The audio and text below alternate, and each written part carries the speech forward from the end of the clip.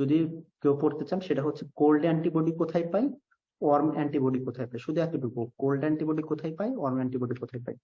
আমাদের পরীক্ষার জন্য যেটা ইম্পর্টেন্ট সেটা হচ্ছে যে একটা পেশেন্টের শরীরে অ্যাক্টিভ কোনো হেমোলাইসিস হচ্ছে কিনা এটা আমরা বুঝতে পারি কিভাবে। অ্যাক্টিভ হেমোলাইসিস মানে কি, আপনার আরবিসি ভাঙতেছে, আরবিসি ভাঙা মানে তার হিমোগ্লোবিন কমবে, এবং আরবিসির ভিতরে থাকে হচ্ছে আপনাদের ল্যাকটেট ডিহাইড্রোজেনেস। সো আরবিসি ভেঙে ভেঙে ভিতর থেকে ল্যাকটেট ডিহাইড্রোজেনেস যেটা, এটাকে বের করে দিবে। তারপরে আমরা আরবিসি ভাঙলে আমরা জানি হিম এবং গ্লোবিন দুইটা ভাবে তৈরি হয়। এর ভিতর গ্লোবিন যেটা, গ্লোবিন তো আমাদের সাইকেলে চলে যায়, এবং হিম যেটা, হিমটা আলটিমেটলি বিলিভার্ডিন বা বিলিরুবিনে তৈরি হয়।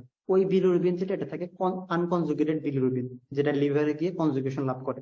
তাহলে ওই আরবিসি ভাঙার ফলে আনকনজুগেটেড বিলিরুবিন বাড়বে, আরবিসি ভাঙার ফলে ল্যাকটেট ডিহাইড্রোজেনেস বাড়বে, এবং আরবিসি যেহেতু ভাঙতেছে তার জন্য বেশি বেশি বোন ম্যারো আরবিসি তৈরি করতে চাবে, তার জন্য রেটিকুলোসাইট কাউন্টটা বেড়ে যাবে। এবং ইউরিনে আমাদের এই যে আনকনজুগেটেড বিলিরুবিন, এটা বেশি বেশি প্রোডাকশন হওয়ার জন্য এটা ইউরিন দিয়ে পাস করবে, এবং ইউরিনারি ইউরোবিলিনোজেনের পরিমাণ বাড়বে। সো এই ফিচার গুলো আমাদের পরীক্ষার জন্য ইম্পর্টেন্ট। আমরা জাস্ট একটা কথাই মনে রাখবো যে এখানে বেশি বেশি আরবিসি ভাঙতেছে, ভাঙার ফলে এই ইফেক্ট গুলো হচ্ছে।